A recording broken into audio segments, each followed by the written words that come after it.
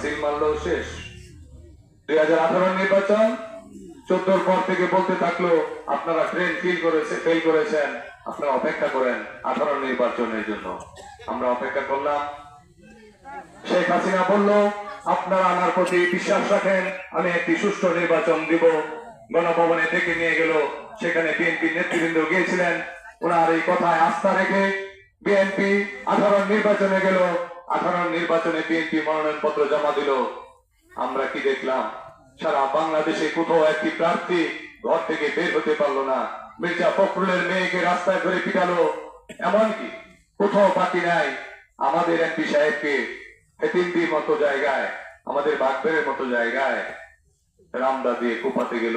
সেই কূপ লাগলো আমাদের বর্তমান ছাত্র দলের নেতা আবু বকর সিদ্দিকের মাথায়।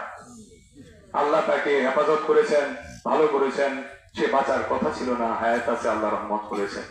আমরা দেখেছি সেই 18 নির্বাচনে যে চালাকচোর ইউনিয়ন সরদার আসমতুল সাহেব সৃষ্টি করেছেন, যে চালাকচোর ইউনিয়নের সকলের নেতা জনাব আলহাজ অ্যাডভোকেট সরকার সাকাত হোসেন বকুল ভাই।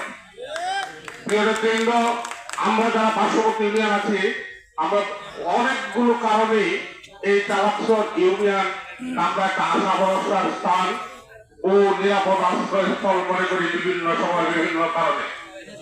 প্রিয়বৃন্দ, আজকে একটি কথা বলে বক্তব্য শেষ করতে চাই। 5ই আগস্ট হাসিনার হয়তো পতন হয়েছে, দেশ ছেড়েছে, কিন্তু তার প্রেতাত্মারা রয়ে গেছে দেশে, তার দূষণরা রয়ে গেছে দেশে, তার বাস্তব প্রমাণ দেখেছেন। কখনো ওরা চালক লীগ, কখনো আনসার লীগ, কখনো ইস্কন লীগ নামে বিভিন্ন পাবে পায়খানা চালাচ্ছে। তাই হয়তো আগামী দিনে আবার আমাদের ঐক্যবদ্ধ আন্দোলনের জন্য প্রস্তুতি রাখতে হবে।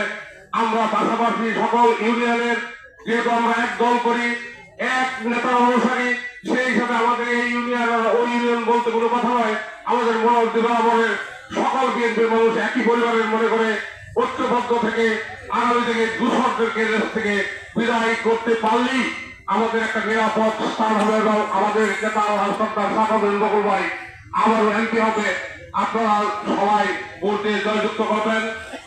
সর্দার বাড়ির লোক, চরপাড়া মানে আরেকটা সর্দার বাড়ি, এটা কি সত্য? এবং সেই বিশ্বাস নিয়ে আমরা এসেছিলাম, কিন্তু তারপর আমরা একটা ভয় নিয়ে এসেছিলাম।